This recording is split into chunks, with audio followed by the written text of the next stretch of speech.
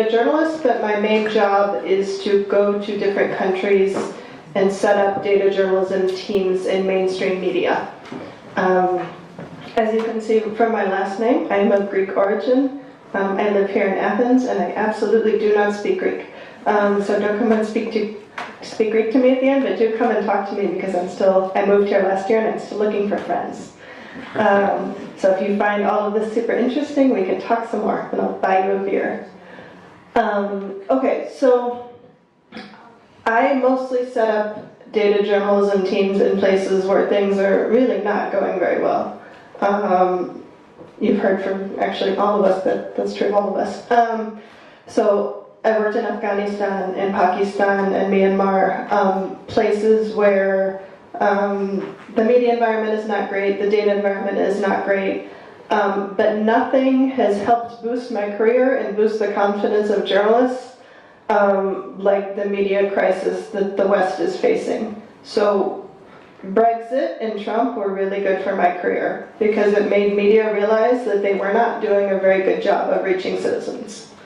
They were covering politicians as if it was a soap opera. They are covering politicians for the scandal and not for the substance. So what I'm going to talk about, because the elections are coming up in Greece, I'm going to talk about a process that you guys could use to do election coverage differently and hopefully better, so that people are voting for candidates for the right reasons. And that is hopefully based on policy and not their political affiliations, not their business affiliations. So we're going to talk about how elections and the collapse of trust in journalism. I don't have to tell you, Greece is has one of the least trusted media in Europe. And then also this last element, which gives us an interesting opportunity, the rise of the audience. So audience for the first time get to interact with journalists, get to help decide the direction of the coverage. I think all of these three elements provide a unique opportunity for us to pivot away from the way we cover elections now and use a data-driven approach so that we actually impact the way people think and the way they vote during elections. So now we have a quiz. Ready? Interactive. Which piece of information would best serve voters when they walk into the voting booth on whatever the day that Greece decides to have the elections? Which candidate is leading in the polls? This is the way US covers elections. B. Which candidate has the most social media followers? This is how Philippines covers the elections. Which candidate has made the most nationalistic statements about Macedonia or Turkey or whoever they're mad at the moment? Which candidate has improved services that are most important to Greeks as is decided by the media? And finally, which candidate has improved services that are important to Greeks according to me, the audience? Or none of them. Okay. Well, again, this is what most data journalists do. Most data journalists cover what's happening in the polls, right? This is kind of what the young, hip digital media do, right? This is the sort of standard political scandal-driven coverage of elections. This is kind of media is the traditional, this is the way media traditionally define news, right? What's the definition of news? News is whatever the media decides is news, right? But now we can actually interact with the audience and figure out what issues they care about. So this is Jay Rosen, just said this during a podcast he was giving. He's a journalism professor at Columbia. We can decide what's the news. We can cover things the way we want to. If we think elections should be covered differently. I went to Nigeria where the top news story before the elections, they're having elections in February, is whether the current president is a clone of himself or is he the original. This is the big story on election coverage in Nigeria. So it doesn't take much to get better than that, right? So we have to think about what matters to citizens during elections. What do we think that they should be voting on? So one thing we can do is ask them, right? There's opinion polls across Europe. We can find out what issues do Greek citizens say matter to them. Is it education? Is it health? What is it? And cover those stories. This is the process. I'm sorry for the people who are in my last workshop. I'm all about processes. This is the process I use to set up data-driven election teams. So often we'll convene a team just to do fact-checking around the elections. And I'm not talking about straight fact-checking like he said this one thing that was wrong, but it's more focused on what do citizens need to know. So I'm going to briefly walk you through this process. How do you decide what citizens want to know? What questions are important to them? How do we find the data to answer those questions? How do we figure out what the candidates' positions are on those issues? What they've said about those issues versus what they've actually done? And then how do we do the analysis and present it to the audience so that we change how people think about their candidates? So, again, I stole this from Jay Rosen, saying that our election coverage should be driven by the citizens' agenda, not what journalists want to cover. So, I think this is important to keep in mind when we cover elections, that our job is to give the news in context, right?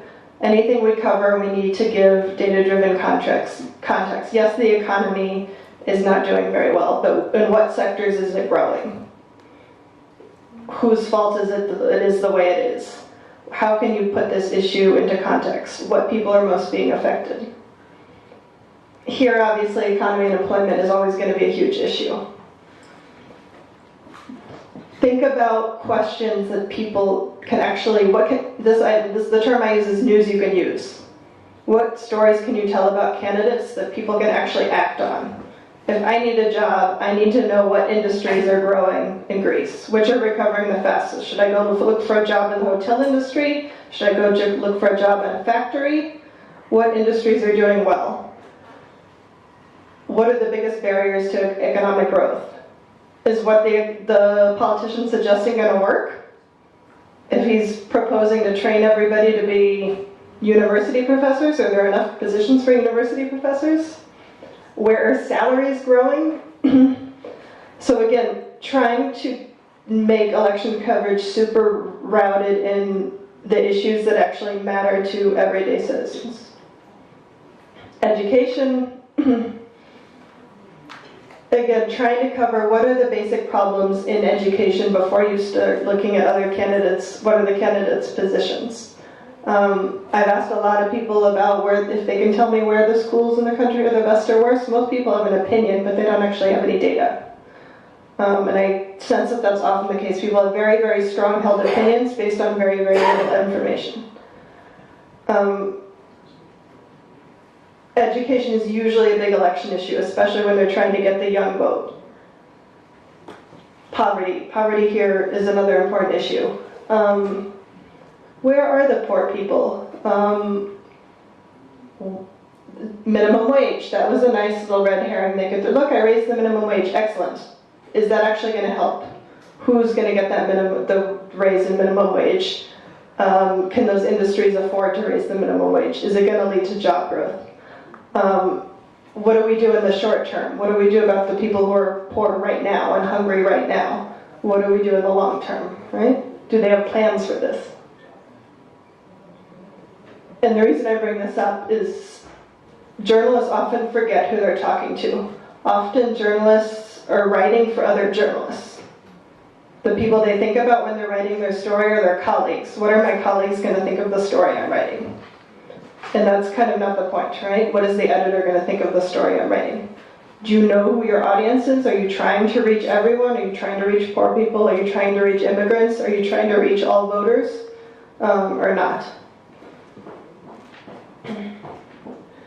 Okay, so switching to the rise of our audience. This is kind of what I've noticed has happened, especially in the US media. So people produce clickbait, right? The reason they lead with every stupid thing that Trump says is because people like to click on it, right? So what they've done is they cover politics almost like it's you can win, right? Who's winning right now? Like who looks best, who looks worst, who said the most scandalous thing about the other. Do we want politics covered like a soap opera? Like who comes out best on the soap opera? Probably not. So one example I like is if you ask people what they want to eat, they'll say vegetables, right? We want to be super healthy. But then when you take them to the grocery store, they buy cookies, right? So does that mean you should only feed them cookies? Because even though they say they want vegetables, they buy cookies? We don't want to only sell them cookies, right? So expand your audience, get people to like vegetables, right? Get people to like education coverage by making it relevant to them. Get them to like political coverage by relating it to their lives. And this I thought was a good question. Now that the audience has more interaction with journalists, are they happier with journalism? Not really, right? Media is in a trust crisis. So even though there was more interaction, even though in theory we could get a lot more from our audiences, the audiences don't like what we're doing. They don't like our content, right? So how do we fix our content? So once you figure out these issues, once you talk to people and figure out what do they want to do in election coverage, your next step is where do I find the data? There's lots of places to find data, okay? There's FOIA, Greece has FOIA, it doesn't have great open data, it's got some. How many in here have ever submitted an access to information request? Okay, that is not enough. I always tell my students, you can't complain about lack of data if you've never submitted a FOIA request. You can't complain about not having something you haven't asked for, right? The Greek government isn't good at providing data, but that's because not many people have ever asked for it, right? So it might be in a filing cabinet. It might not be accessible. Often the EU requires Greece to comply with a lot of data requirements. So you can even ask the EU for data that Greece doesn't particularly want to give you, the government doesn't want to give you itself. Once you've got the data about your topics, then we're moving on to the candidates. How many candidates are there going to be? 360 MPs up for re-election? That's a lot of people to keep track of. I always suggest that journalists create their own little database of candidates. This can be in the Google Sheets. Just make sure you've got all of their basic bio data. This one is such an easy one to cover. How much do they even show up to work? So if they've been an MP in the past, what's their attendance rate? How often do they vote on bills? What kind of bills do they vote on? What controversies have they been involved in? I haven't really seen anybody in Greece do this yet in any sort of sustained way, or any NGO, I don't think.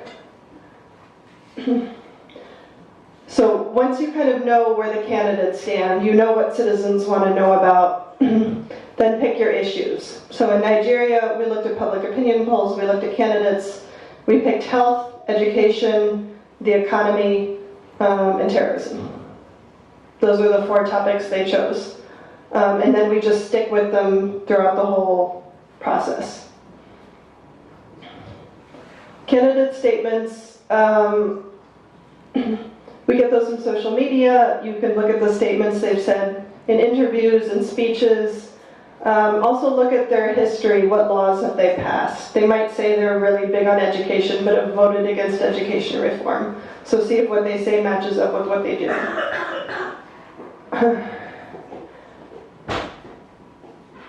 Once you answer your questions, that's where the data journalism comes in, is actually doing the analysis. I think it's easy. It's not very difficult once you have all of this sorted out.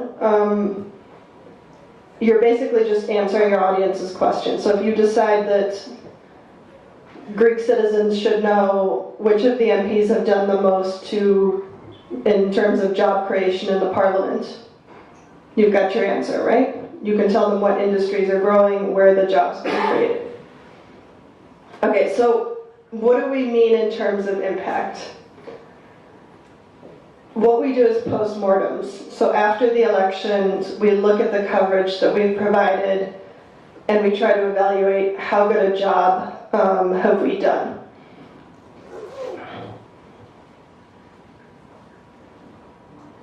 We look to see what are our data gaps. What data were we not able to find? Are there some really key data sets that are missing that we should, as after the election, the post-election, if we need to track performance, are there data sets that we need to find? Sometimes, especially with, in Nigeria, it's hard to figure out what the heck a politician's position is on economic growth or on employment, because they don't really have one, right? So can you pursue that politician to make sure that you can clarify where they actually stand on issues? There is an NGO here that's tracking parliamentary voting patterns. It's called Luvi Watch, something like that. Yeah, they've got a database about that, right? They know how all the candidates are voting. Were you able to effectively track their statements? And then finally, how do you think you did with your analysis? Do you think the stories you produced actually helped citizens understand how to vote based on issues? Did it help them choose the candidate that would give them the best health care? Did it help them choose the candidate that was going to improve their kids' schools? Did it help the candidate who was going to get their family out of poverty? Right? Do they understand the issues better now? Do they understand how policy works? And this personally for me, I work in a lot of countries that I've gotten this feedback. They're like, it's very nice to know about the issues, but I'm still going to vote for my tribe. It's like, okay, but at least they know about the issue now, right? That's fine. But can we infuse political coverage with policy? Can we overcome indifference and get politicians to be a little bit more engaged? We've also noticed that often if we have a healthcare issue, politicians will stop repeating a false statement about that issue once it's been covered. They might move on to a different false statement, but at least they don't repeat the same one. So, with the elections coming up here, what kind of impact do you want to have? What do Greek citizens need to be informed about? Can you set the citizens' agenda before you start covering the sort of he said, she said type of slanderous political coverage you see a lot? Okay?